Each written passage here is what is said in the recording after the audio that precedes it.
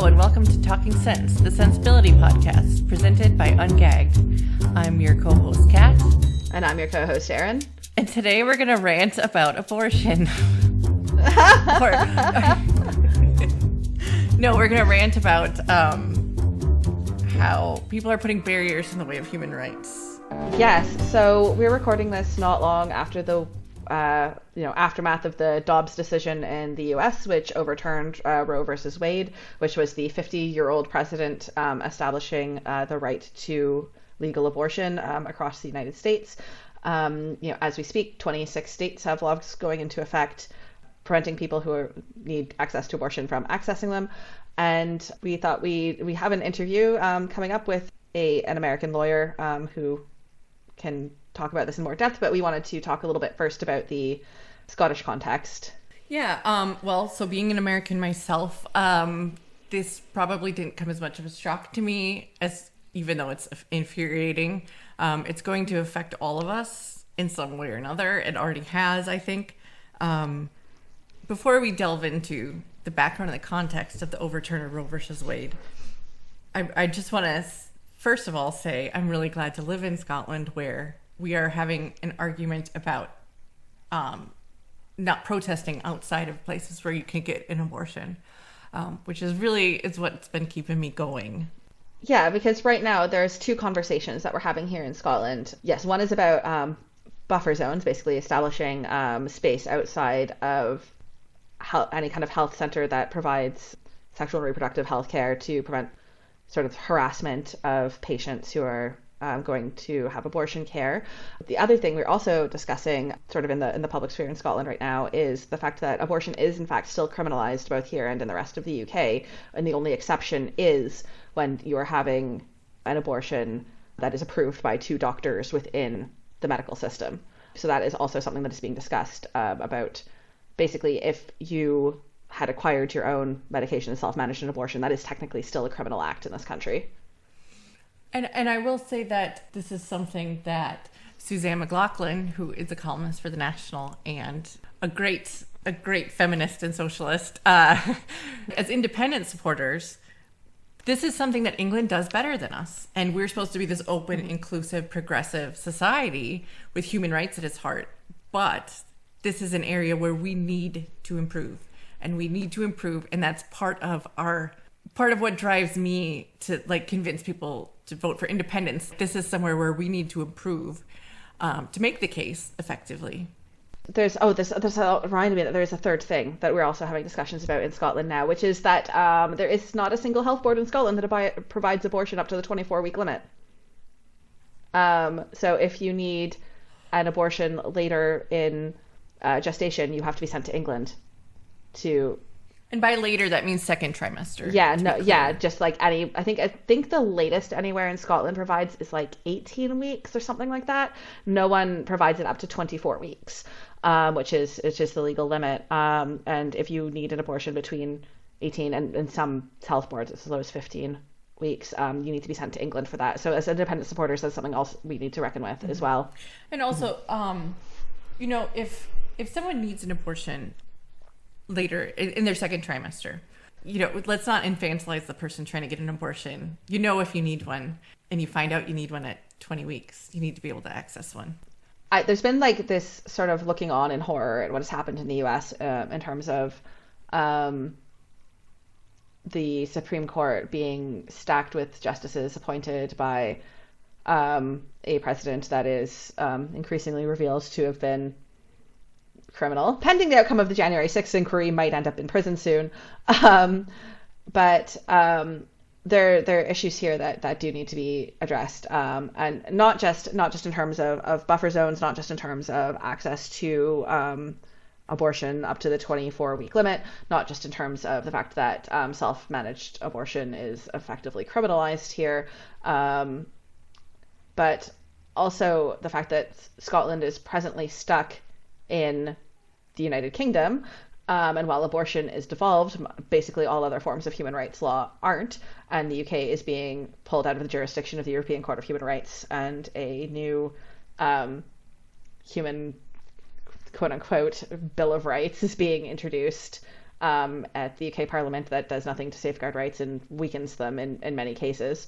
And I think there is something to be said for the kind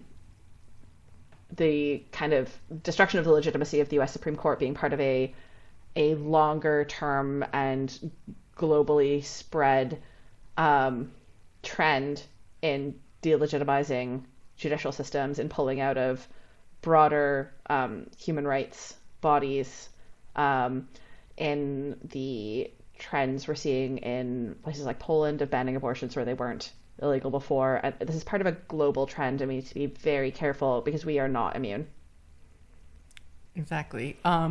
It was in Hungary and Poland. I think, they started with LGBT rights and then abortion rights. In one of those countries, I cannot remember right now for the life of me, but it is like domestic violence has been decriminalized because for some reason the right to privacy in the home there is upheld, but not the right to privacy inside your own body, apparently.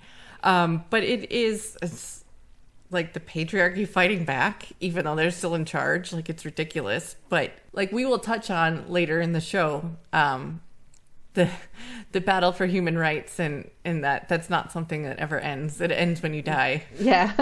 And I mean, I think it's important that you touched on how in both Poland and Hungary that this started as sort of objection to LGBTQ rights, or what in I believe both countries is called sort of anti-gender, because anything to do with LGBTQ rights or feminism can be referred to as gender ideology in many countries. And we have a very strong strain of that here in Scotland, where the people who are against trans rights and against LGBTQ rights are also the same people who are protesting outside abortion clinics. So there were protesters outside of Glasgow Pride this past weekend, and people have noted that it is the same people in those photos as are in the photos outside the Sandyford clinic. You see that there are, gender criticals like Kathleen Stock actively interacting with and praising anti-choice figures.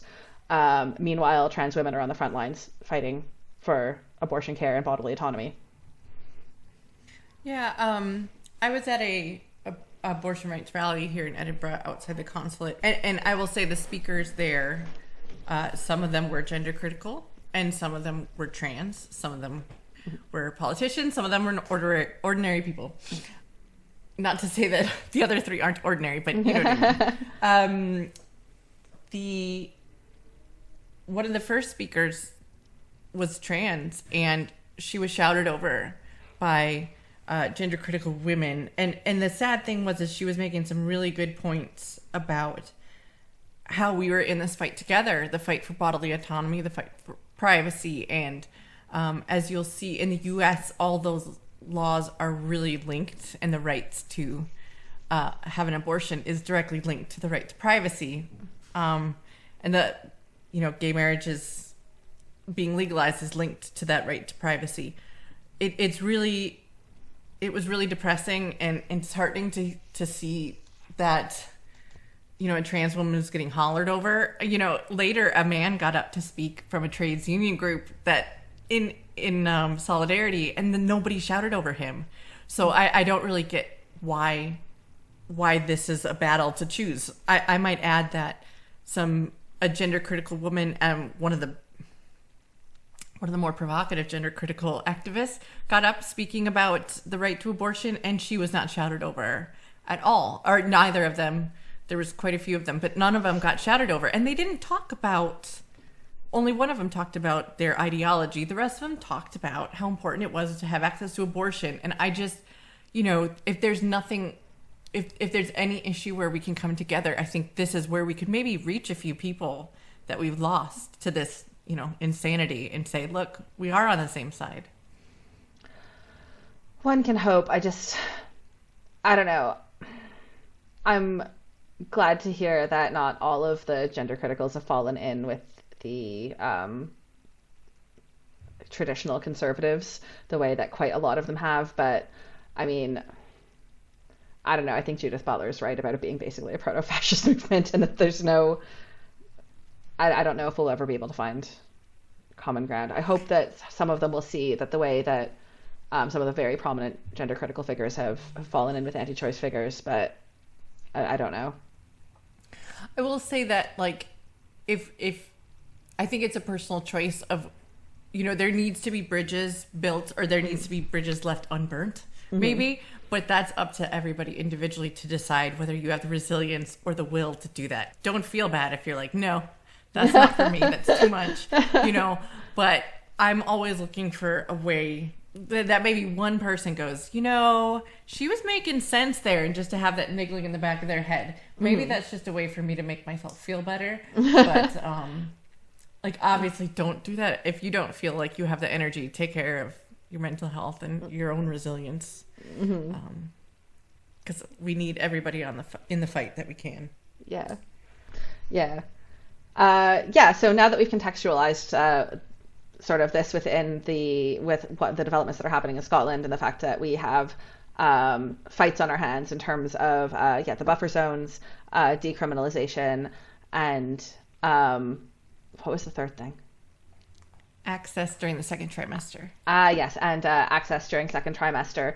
And within the broader situation we find ourselves in with the UK removing us from human rights bodies, and within Europe there being broader fights with abortion being criminalized in Poland and being further restricted, though not criminalized, in Hungary. And in Malta, of course, there quite famously recently being a case of not being able to access abortion. It's, I think, time to turn to our guest to talk about what has happened in the US and what lessons we can learn from that.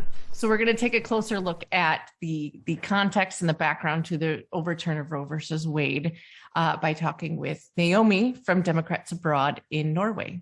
So Naomi, can we have you introduce yourself? Yes, thank you for inviting me to talk about this. Like you said, I am with Democrats Abroad. I'm the Global Women's Caucus Vice Chair. I live in Norway, where I'm also on the executive committee of Democrats Abroad Norway. And I am also trained as a lawyer. So I am coming at this from a couple of angles, but mostly, horror and anger, like a lot of people who cared about reproductive justice in the United States and around the world. Naomi, since you've got a legal background, you're actually just a great person to talk to about this, because I think a lot of our listeners in Scotland might not have the context to understand how the American legal system works with regard to these huge sort of landmark decisions that shape access to rights across the country, and why this now means that abortions are banned in some states and not others. Yeah, I mean, it's a complicated, complex system of state laws, the federal laws that, interact with the state laws, and then the Supreme Court's power over all of that. So to explain the situation we're in, there was a Supreme Court decision in the 1970s, the early 1970s, that established that people in the United States have the right to an abortion via the Fourth Amendment in our Constitution, which guarantees a right to privacy. So the right to an abortion was guaranteed under people's right to privacy, which is the same right that gives people the right to marry who they choose, have relationships with who they choose, raise their children in the way they choose, a lot of things that are considered pretty fundamental civil and human rights. And since that decision, the opponents of abortion in the United States have been running a campaign to overturn that decision, both at the state level within states that are more conservative about abortion, and with cases that they're trying to get up to the Supreme Court. So increasingly, activists were filing cases with more and more restrictions around abortion, knowing that they would get challenged in state court, and hoping that those cases would eventually make their way through the legal system to the Supreme Court, where they were also working to install right-wing anti-abortion judges who would eventually find a reason to overturn Roe versus Wade and to say that the Constitution, under the right to privacy, does not say that you have a right to an abortion. And so that's the situation we're in now. They found a case, it made its way through. There's 3 new justices on the court who are decidedly anti-abortion, and that was enough to overturn the right. Okay, thank you for explaining that. It's fairly complicated because of I'm nodding at you in an audio medium, but yes. It's fairly complicated, sort of the patchwork of state laws. And I think sort of it's kind of important for our Scottish listeners to know that some of the more conservative states already had basically trigger laws in place, where they were laws that basically said if Roe is overturned, then this law immediately goes into effect, or goes into effect within 30 days, banning virtually all abortions. So there's now a significant number of states where abortions are banned or will be within a certain number of days as well. It's 26 states, so more than half of the country. Yeah. Yeah.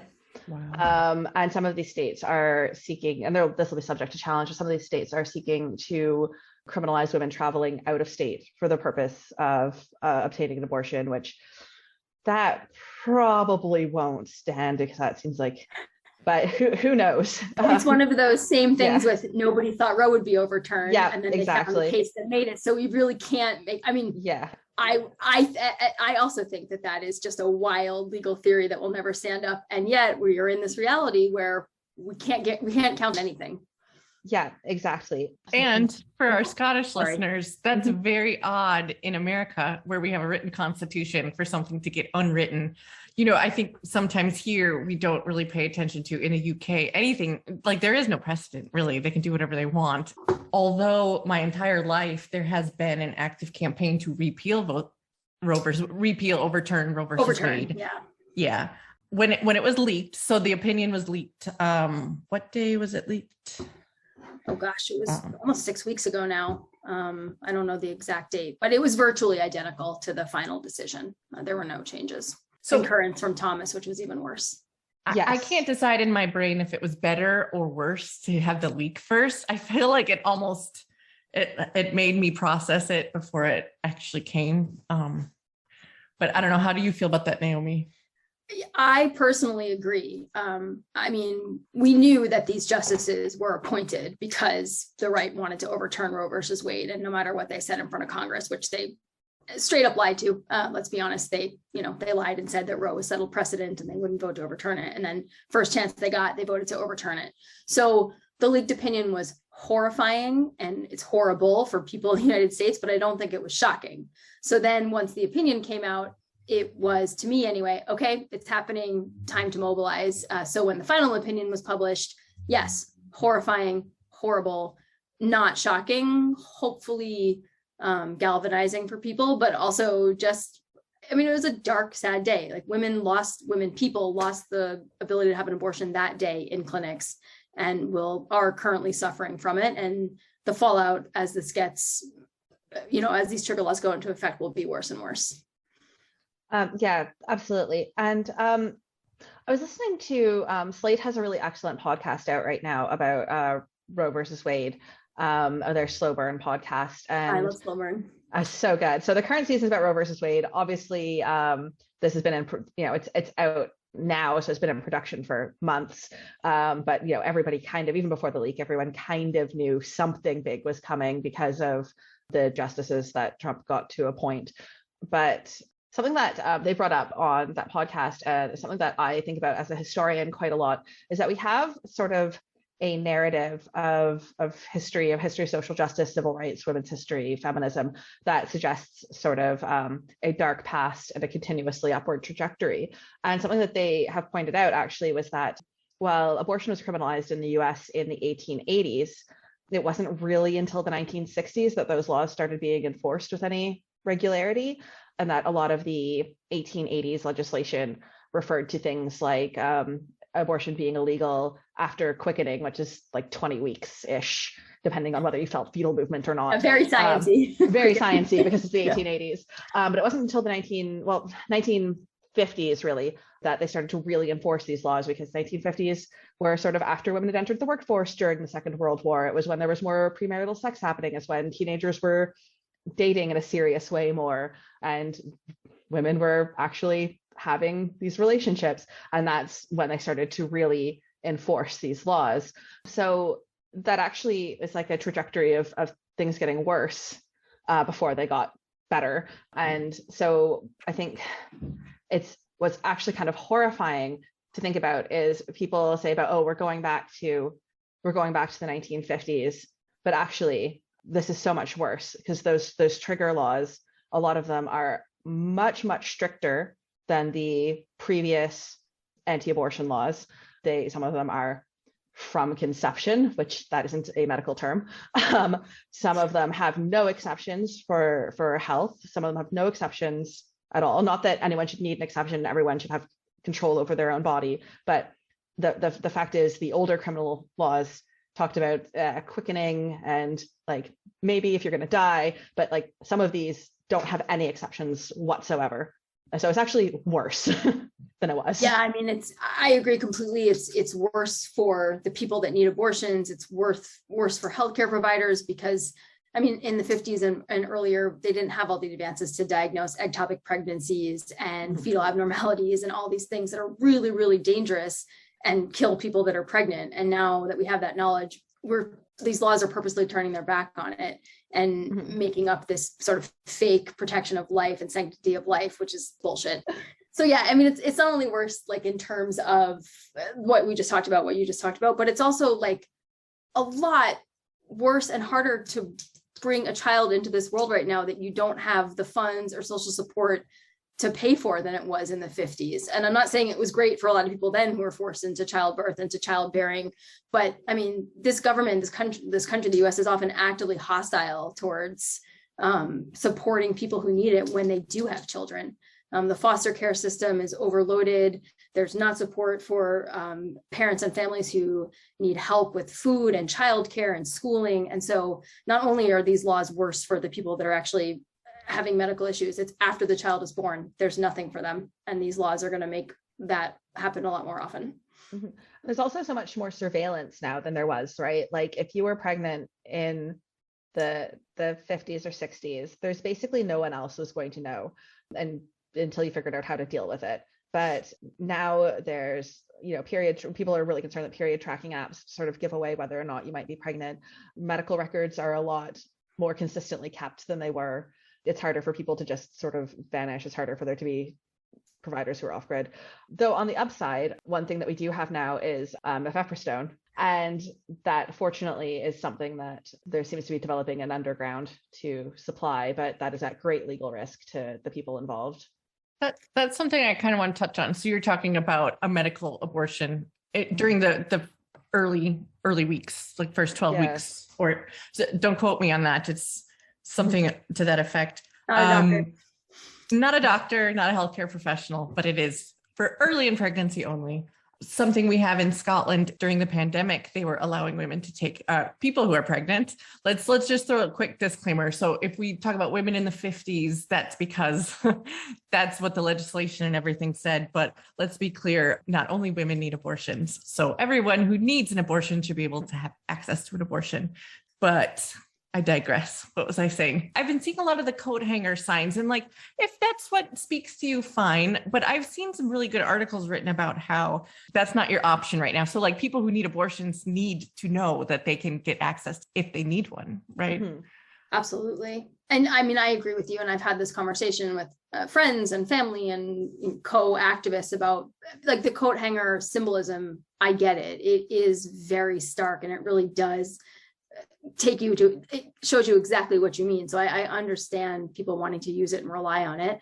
And I also very much take on board the messaging from the people that are doing the work right now to provide abortions to people who need it, which is that it's safe, it's medical, it's safer than aspirin in some cases. A coat hanger is not the option. It is now a couple pills that are prescribed by your doctor and a very normal medical procedure that is basic healthcare. And so we, especially now, don't want to be scaring people who need abortions into thinking that that's their only option and that it's dangerous and bad and something you have to keep secret and can result in your death. It is a very safe, normal medical procedure that is still available to many, many people that need it. And so it's important to get that messaging out there in order to help people who need it rather than scaring people and using this sort of shock value imagery to rile people up into the fight. You should get into the fight. Absolutely. You should be advocating for abortion everywhere in your state, in your, with the federal government at every level you can in education, but you should also be helping people access it in the safe and medical way that they can. Yeah, absolutely. And for people who are in like the first trimester of their pregnancies, who can get access to that is going to be something that is life-saving. especially as it is a fairly easy to acquire drug in many places because it is an ulcer treatment. But there are going to be people who are in a huge amount of danger because of medical issues that occur later in pregnancy, or as you said, ectopic pregnancies, where they go to a hospital and then are denied an abortion, even though ectopic pregnancies cannot be viable. The case that inspired Ireland's campaign to repeal their abortion ban, the death of Savita Halappanavar, she died in the hospital because of an incomplete miscarriage, basically. There have been cases of women dying in Poland after their abortion ban, again, because of incomplete miscarriages, and then dying of sepsis. And there's just a case in Malta where an American woman had to organize her own evacuation to Spain to have an abortion after, again, an incomplete miscarriage. And these are cases that can't be helped by a medication underground and are basically held hostage by the medical system. And these are the cases that I'm really, really worried about.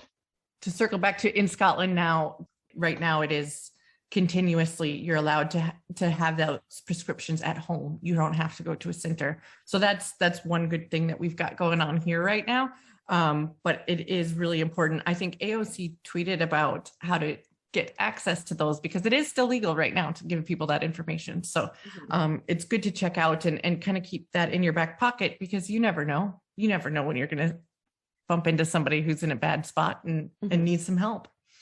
Yeah. And I just want to zone something you said that I've been thinking about too, which is it's still legal to give that advice right now.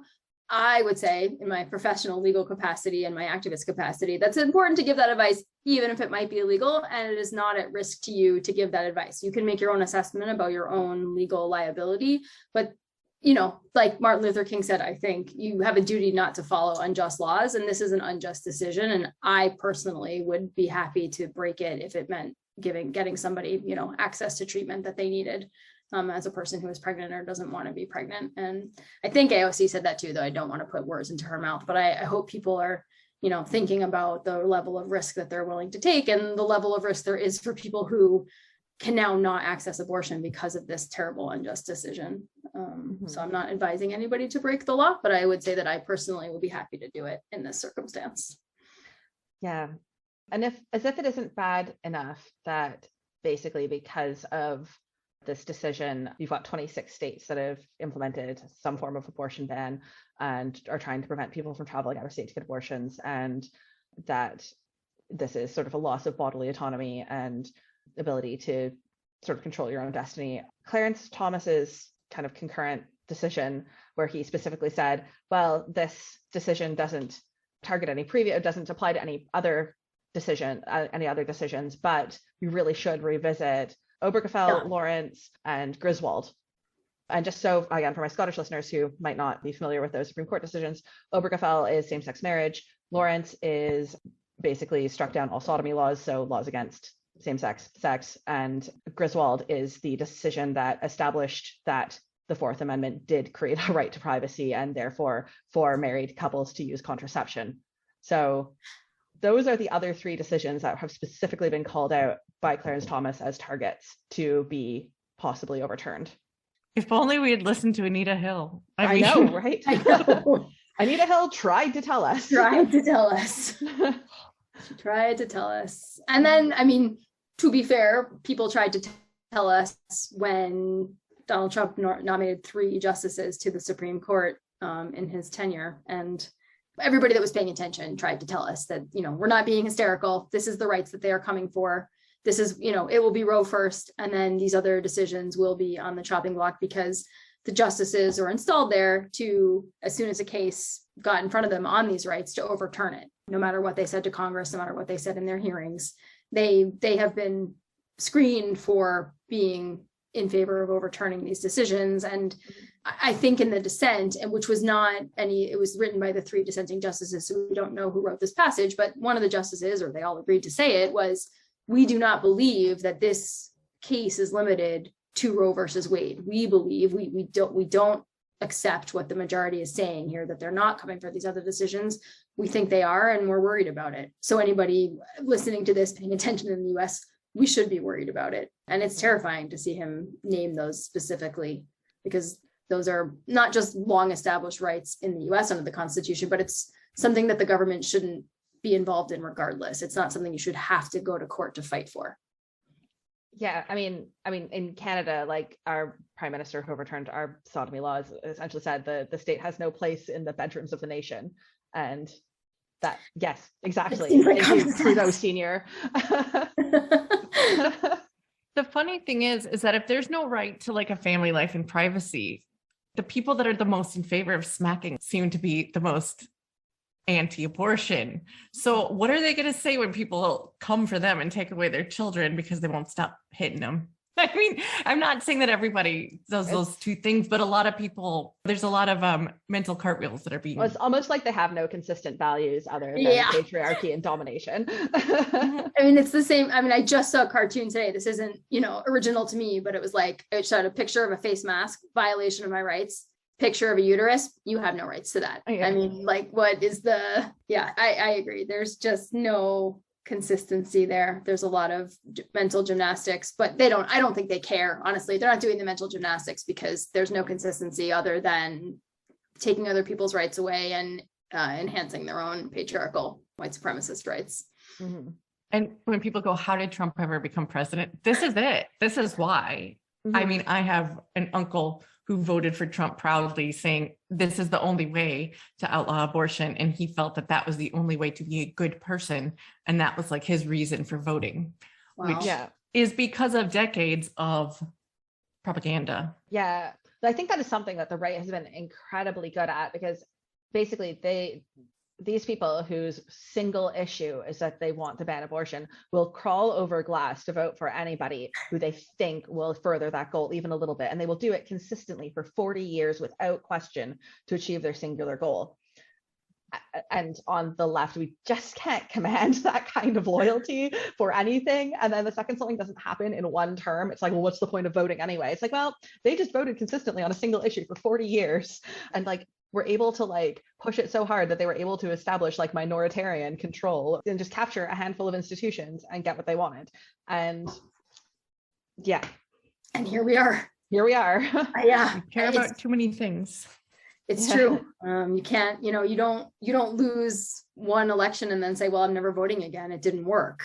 That's just the wrong lesson. And I am sensitive to the frustration. Like, I get it. Sometimes you really do want people to do more, but I mean, there's, like, to be frank about it, putting on my Democrats abroad hat, like, there's one side trying to take away your rights and there's one side that isn't. And like, you got to vote, we don't get anywhere without the baseline of like side trying to take away your rights is removed from power and shown that isn't a popular position. And the polling shows that anywhere from 6 and 10 to 8 and 10 people in the US support the right to abortion with, various restrictions or non-restrictions, but it's a popular position, and you need to hold accountable the leaders who oppose it. They need to be asked about it every single second of every single time they're in front of a camera, every time there's a town hall, every time a reporter is in front of them.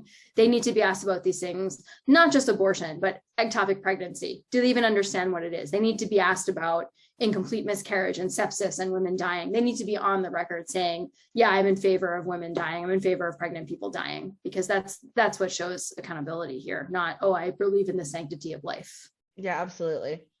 I mean, as Democrats too, they should be on the record having to be in support of people who need abortions getting medical care. Not been that many years ago that you couldn't trust Democrat that they were pro-choice. So, I mean, we talk, and not that to say that the Democrats, everybody that's a Democrat is on the left, because that's not true either, but it wasn't a unifying issue.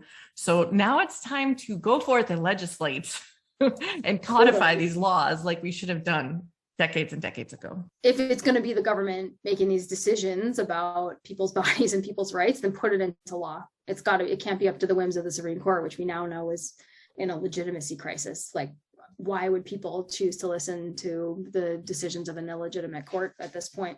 So make it law. I mean, this is another issue, right? It's hard to fight a force that doesn't care about the legitimacy of democratic institutions and doesn't care about the stability of the country. So Democrats will always be beholden to having to like respect the rule of law, respect the courts, respect the procedures, because fundamentally, whether I agree with them or not on basically any policy issue, they do believe in America continuing to exist and continuing to have political institutions that are stable and continuing to function as a unified, stable political entity. And one gets the impression that the Republicans do not care if the whole country burns in a few years if they got what they wanted on the way. And you can't fight a force that's willing to burn everything down while trying to keep everything stable. And I don't know what the answer to that is. Because as you say, these court appointees are, they lied to get their appointments. Kavanaugh was very credibly accused of sexual assault, so was Thomas. And Amy Coney Barrett lied her way through her confirmation. And the three of them, not Thomas, but Gorsuch, yep. Yeah. Yep. I can't even remember how to pronounce his name. Gorsuch and Amy Coney Barrett and Kavanaugh, they were appointed by a president who is possibly maybe going to be in jail in a week. Like, there's just no, like, the Republicans do not care if on the way to getting what they want, they destroy the entire concept of democratic legitimacy. It's totally true. I really wish we impeached and removed Supreme Court justices like we did back in the 1700s. I think they impeached the first like head of the Supreme Court, didn't they? Like, I mean, they impeached them. They also, like, presidents would, if they didn't like a decision historically, I mean, not in recent years, but it has happened that they just ignored the decision. They just said, nope, we're not going along with that. I'm the president. I am the executive of the country. And I mean, I don't know if that's always the answer, because that also creates chaos in democratic institutions. But for something as illegitimate as this, or when the court itself has at least 3 justices that are illegitimate, it's something that has to be on the table. Or they threaten to expand the court, add more justices to balance out a minority, or now a majority, that's against the will of most of the American people. And I think all of those options have to be on the table at this point, because these are such fundamental rights, and because we know that it's not stopping at Roe. It just isn't. And so the defense has to be up now. But I agree with you, Aaron. I don't know what the answer is to one party and supporters who do not care if they burn the country down on their way, and tried to recently. Yeah, they did. I mean, that's the thing. This is a fascinating parallel that all of this about the Dobbs decision is going on at the exact same time that January 6th hearings are happening, which are about literally trying to burn the country down and totally disrespecting democratic legitimacy to get what they want. I know. I don't think we're solving this one. No, but I will say, so it took until I was in my 30s to be able to convince my mom and my grandma that being like personally anti-abortion was okay. And it matched with being pro-choice. I've had that conversation a lot here in Scotland, especially with men, about, well, I don't really feel comfortable with the idea of abortion. Like, but you don't have to be pro-abortion to be pro-choice, right? I don't know if you guys had anything to say about that. It is super interesting. There's been this, at least since I became conscious of the pro-choice movement, whatever it is. And, there was a while when it was like, let's make abortion safe, legal, and rare. And then there was, these articles where, nobody wants an abortion, but it has to be available for people that do need it. And I sort of, I always understood that line of reasoning, and I found it persuasive at points, but the older I've gotten and the more I've seen the way the patriarchy tries to control women's bodies and bodies of people that aren't cishet white males, I have become more adamantly pro-abortion. You should not have to have a pregnancy if you don't want one, full stop. And there really shouldn't be anything anybody else can say about that. But I won't say that it's wrong to have the position of I wouldn't get an abortion, but I won't stop anybody else from getting it. I mean, that's ultimately if you recognize that it's none of your business and you do what you want with your own choices, then welcome to the movement. I glad to have you. Yeah, I mean, I was raised Catholic, full Catholic school and everything. So it was something that took me a really long time to come to understand about people being able to be individually not in favor of abortion, but understanding that it's other people's choices. I'm in kind of the same boat as you. The older I've gotten, the more I've gotten not just pro-choice, but full on pro-abortion in terms of it is not even it's not a bad thing if you need an abortion, no matter what. That's your business, and not safe, legal, and rare, as Hillary Clinton used to say, but on demand with no apologies. But It's interesting that you were saying, Kat, that like a lot of men are like, oh, I'm not comfortable with abortions. It's like, okay, well, you'll never have to have one. This is none of your goddamn business. Like, I think maybe it's possibly either experiencing a partner having an abortion that they agreed or didn't agree with, or like if it's somebody who's a counselor, an MSP or an MP, trying to figure out a way to articulate their position to people that might not agree with them. So I think it's fair to try and figure out how to reach the most people, because here we're having the conversation about buffer zones, safe access zones to abortion clinics. And the thing is the clinics where you can get reproductive health care is where you go get your pap smears. It's where you go get an IUD. It's where you go to the gender clinic. If you're trans or you're non-binary, you're looking to find out more info on that. So it's also where sexual assault survivors get their post-sexual assault care. Yeah. And these are loud. They're using loudspeakers right now, and they can just be they can be right outside where they've had to move people from wings of the hospital because they couldn't conduct their appointments. So that's the fight we're having here. And it feels really good to be at that position right now and have something to fight for like that. Mm-hmm. But yeah, that's the tactic they learned from the anti-choice, anti-abortion protesters in the US who have been targeting clinics and zones for decades. Mm-hmm. And we're hoping to sort of nip it in the bud here and be able to point to what's happened in the US and say, this is the slippery slope and we can't let this stand. But I'd also like to quick touch on John Mason is he's a Scottish MSP. He's in the same party as Erin and I here in Scotland. He is very much anti-choice. He has said publicly that he was very happy that these rights laid with the states because he equated it with Scotland wanting to have its democratic voice heard. That is not the same, just to be clear. And I think anybody who even believes in like radical local democracy will agree that basic human rights should be legislated at the highest level that you can enforce it. Yeah, I completely agree. Human rights, one, shouldn't be up to a postcode lottery, and two, shouldn't be subject to majoritarian control. I mean, in the case of abortion rights, yes, that is like 50% of the population that has to deal with that. So that's not so much a minority rights situation, but human rights broadly. I mean, like, we're talking again about maybe losing Obergefell and Lawrence. You know, gender and sexual minorities are less than 10% of the population. If our rights are subject to majority will, as opposed to being like codified in a constitution or decided by theoretically a neutral constitutional court, which no longer exists in the US, then I'm not even sure how our rights are possibly safeguarded in a purely majoritarian situation, or in a local democracy situation. Like, I just don't see how it's possible.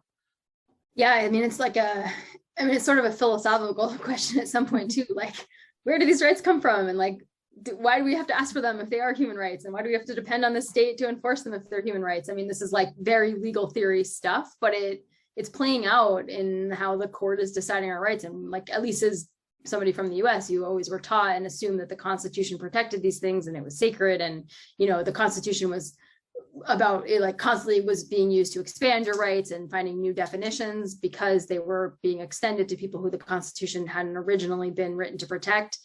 And now you're kind of like, oh, that was based on nothing. That was just the whims of like the good enough people being in power enforcing those things. And some people really believed them and some people were in support of them, but there was a big enough minority of people that didn't, that they've now managed to impose that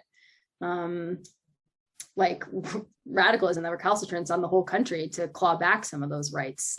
And so then what, you know, like, I mean, it is incumbent upon us as citizens to pay attention and to like be active to protect those rights. And especially not just for yourself, but like for other people that don't have as many as you, and how for this is going to affect even more than you, because yeah, it just means that like that we don't know who protects our rights. So it's kind of down to us to figure out how we do it now. And I mean, there's like, yeah, it's voting in the next election. It's registering, it's making sure that your friends are registered and voting and doing your research on the candidates, asking their positions on abortion and what they will do to protect it.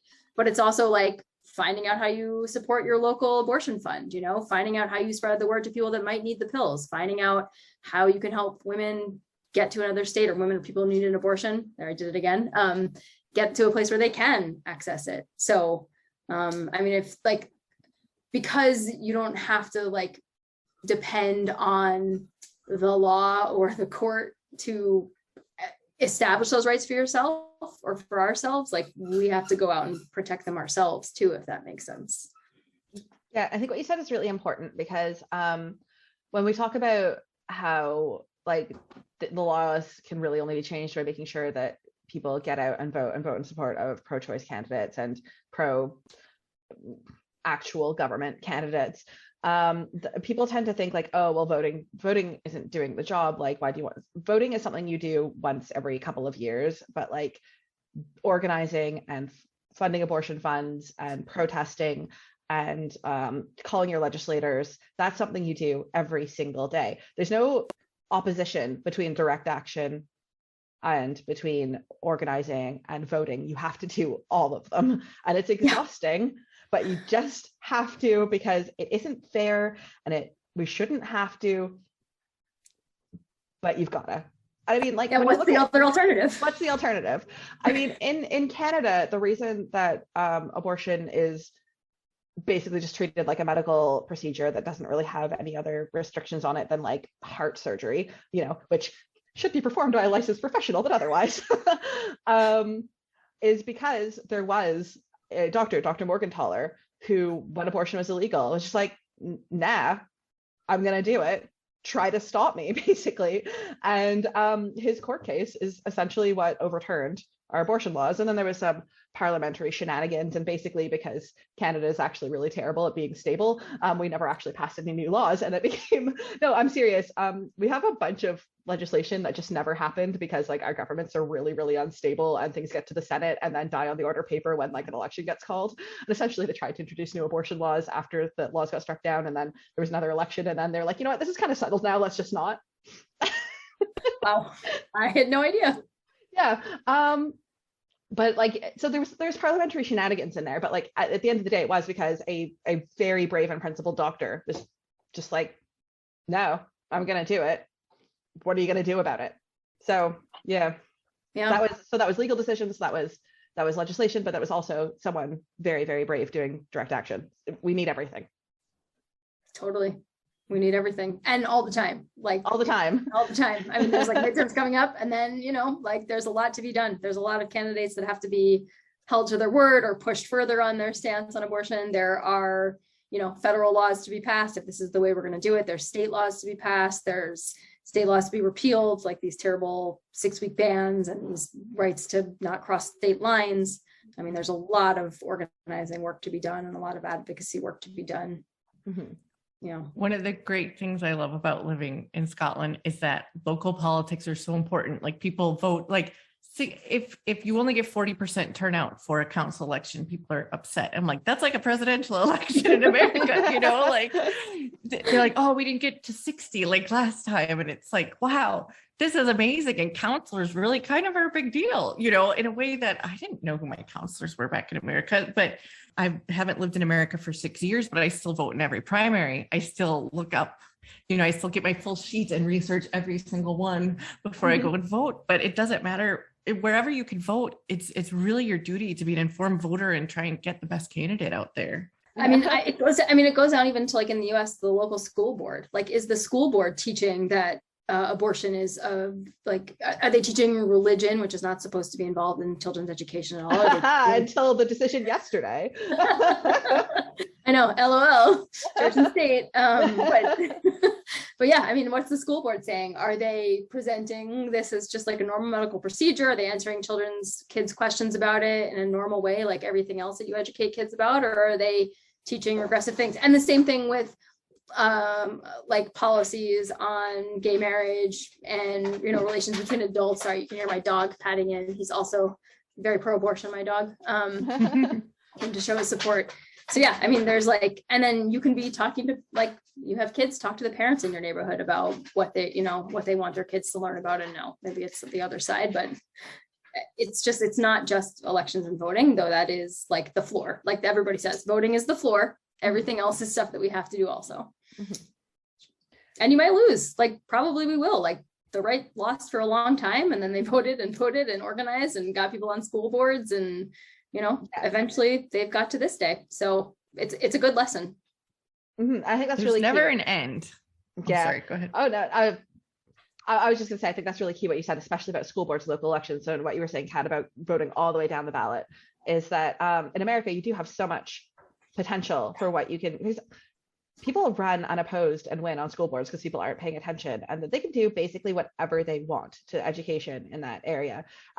So if they've got people running unopposed and going in and banning books with any kind of feminist or queer content, then we can have people run unopposed and do the exact opposite. Like that is like that is like where there's so much room to win, and people kind of focus on presidential elections and forget that there's so much power to be had in Also, schools. I mean, I'm just thinking beyond the political sphere. Like a lot of these businesses are now announcing that they'll support their employees if they need to travel out of state for abortion care, which is great. But what politicians are they donating to? You know, where's their political action committee giving money?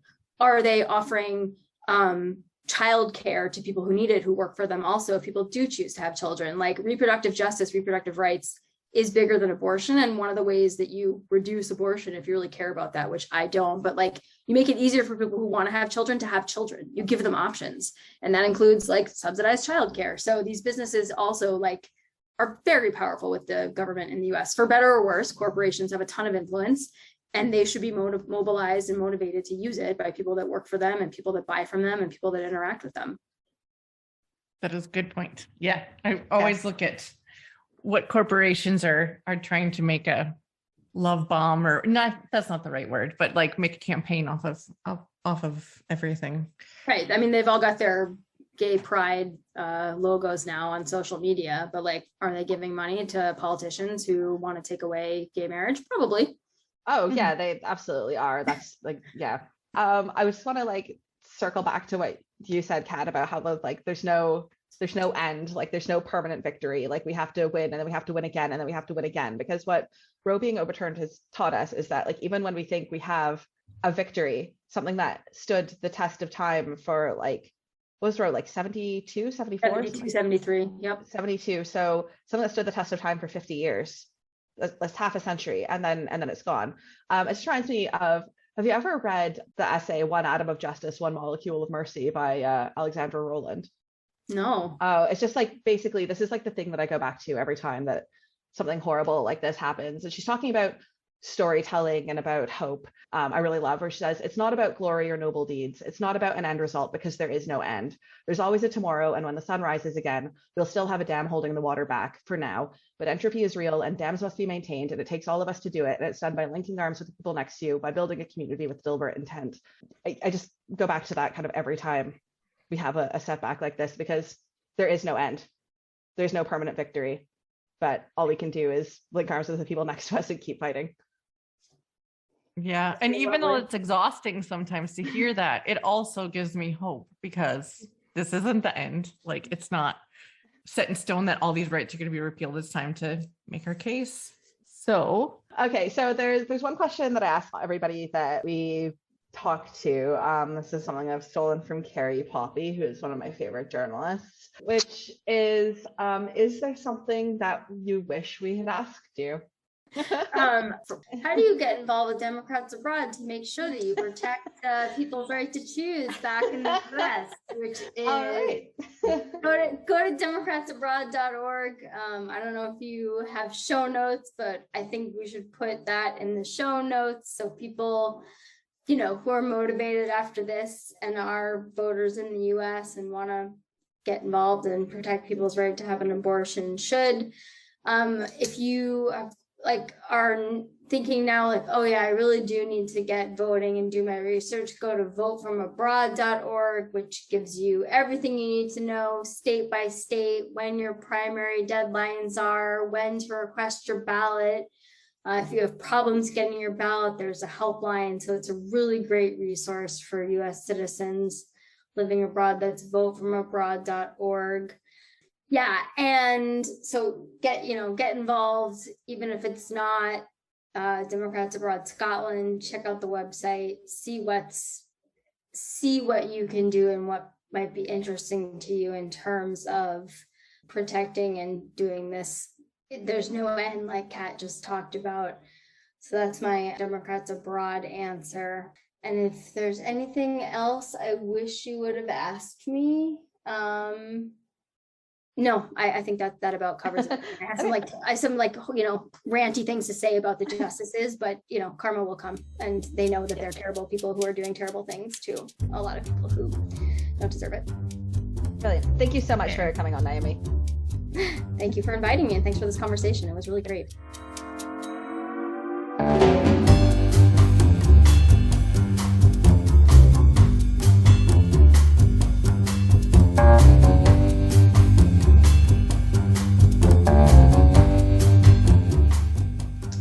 I don't know if we're allowed to curse, but that's bullshit. Oh yeah. Okay, so this is a Scottish podcast, so I have to do my best. I know Scott has some great insults, so if I could incorporate that slang also.